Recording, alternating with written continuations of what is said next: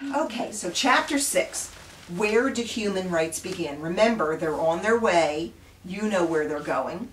And she's speaking at the the United Nations General Assembly. Okay, here we go. I'm just going to read this straight through. As their car entered the large garage-like building, Susie's mind was filled with questions. Although the silver planes were shiny and looked like they could be new, at the same time they looked very old-fashioned. Susie had seen lots of airplanes on television and in movies and had watched when her Uncle Andrew's plane landed at the Philadelphia airport. The planes she was looking at now were not anything like those she had seen before. These planes had propellers and looked like the airplanes Susie saw in the old-time movies she used to watch with her grandfather Ralphie. Were they really going to travel across the ocean in one of these airplanes? Mrs. Roosevelt sensed Susie's concern. Did you know that my husband Franklin was the first president to fly in an airplane while in office? She said. He flew to a very important meeting during the last World War to confer with the leaders of the countries who were fighting on our side.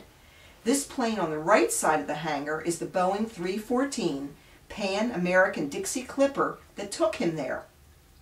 What is that other plane? Susie asked. Mrs. Roosevelt replied, it's another Boeing 314. The one President Truman is lending to us to go to our meeting in Paris. Susie was feeling overwhelmed. Mrs. Roosevelt looked over at her nervous young friend and said, Susie, I packed you a suitcase before I left for my meeting at the White House. I have an 8-year-old granddaughter who is just about your size. She keeps some clothes at my house in Hyde Park for sleepovers. I'm sure she won't mind if you wear them while we're away. That put a smile on Susie's face. Mrs. Roosevelt went on to say, you know, airplanes had an enormous effect on the way World War II was fought. The Wright brothers would be shocked to see all the improvements that have been made since their first plane flew in Kitty Hawk, North Carolina. Boy, would they, Susie said. If only they could see the jets that fly now. My science teacher explained they can fly faster than the speed of sound. The Wright brothers wouldn't believe their eyes. Now it was Mrs. Roosevelt who looked confused. What's a jet, my dear? She said. It was then that Susie realized, although it appeared she had somehow traveled back in time, Mrs. Roosevelt apparently had not been to the future. But then the door to the car was opened and the former First Lady and Susie were helped out of the vehicle. Once again, Susie was amazed to see so many people gathered around them. Are they all going to the plane with us to Paris? She asked Mrs. Roosevelt. Just my secretary and one other member of the American delegation, Mrs. Roosevelt replied. What's a delegation? Susie politely asked. Mrs. Roosevelt explained, I am the United States representative to the General Assembly of the United Nations. As chairman of the Human Rights Commission, I have helped to write a document called the Declaration of Human Rights. It is my hope that when I present it to the General Assembly, the other delegates will accept this plan. Oh, I'm so proud of you, Mrs. Roosevelt. My Granny Ella was right. You are such an amazing person.